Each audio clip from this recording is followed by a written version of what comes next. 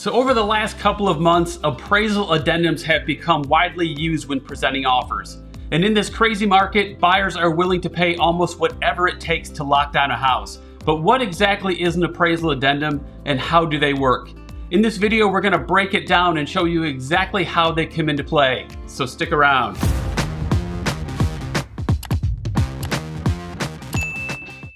Welcome back to my channel. My name is Brian Taylor and I'm the owner of Dreamline Realty in Charlotte, North Carolina. And on this channel, we provide educational content to help our buyers make great home buying decisions. And if you're new to the channel, please do me a huge favor and click the subscribe button and click the bell to be notified when we release new videos every week. Okay, so the topic today is about appraisal addendums. Should you use one when submitting an offer? What are they, and how effective are they in grabbing the seller's attention? In the shortest version, an appraisal addendum is a separate document that is drafted by a real estate attorney and it's submitted along with the offer. Now, the addendum shows the seller that the buyer is willing to pay a certain amount over the asking price in cash, regardless of whether or not the house actually appraises. So let's take a look at an example. So let's say that you're looking to buy a house that is priced at $500,000 and it's in a great location and the house is in fantastic condition. Being the competitive market that we're in right now, there's almost a guarantee that there will be multiple offers. So as a buyer, you need to come in with a very strong offer to have any chance of competing. And in this example, let's say you're getting a mortgage and you know that your lender will only lend you money up to the appraised value of the house. So let's assume that the house will only appraise for the sales price of $500,000. Because most everything is selling for well over asking price, you tell your agent that you want to make an offer at $550,000 and you are prepared to pay the $50,000 difference in cash if the house only appraises for $500,000. To make this offer as solid as it can be, you have your agent complete an appraisal addendum that puts this in writing. So the appraisal addendum now becomes part of the offer, and if accepted, the addendum is now enforceable.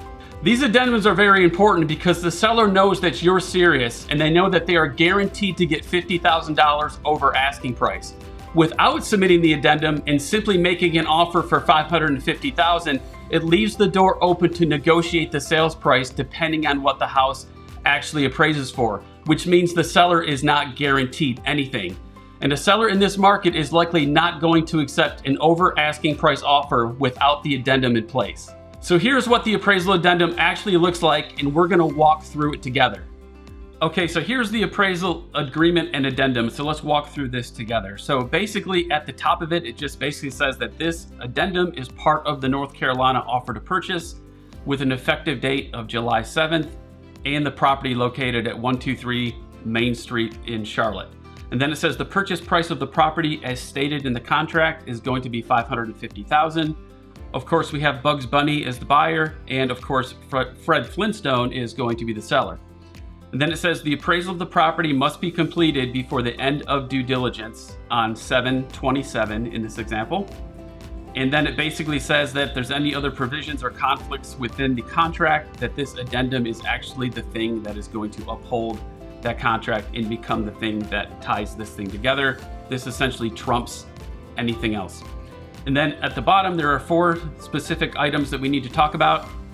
It says, in consideration of the foregoing and other good and valuable consideration, in the event the appraisal of the property is not completed within the agreed upon time frame, meaning the due diligence period, then this appraisal shall become null and void. It's never typically an issue. Typically, appraisals get done within the due diligence period.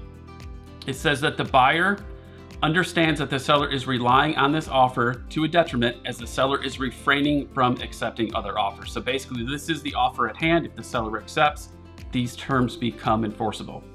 Number 3, it says in the event that the appraisal is below the purchase price and not lower than the list price of $500,000, the buyer will make up the difference between the purchase price and the appraised value by tendering additional funds in cash at settlement up to $550,000. So this is the seller's guarantee. It says if the house appraises for $500,000, the buyer is willing to pay $550,000 and that $50,000 in cash. Now, one thing I will point out here, in the event that the house were to appraise for $520,000, that now means that the lender is going to lend money off of the $520,000.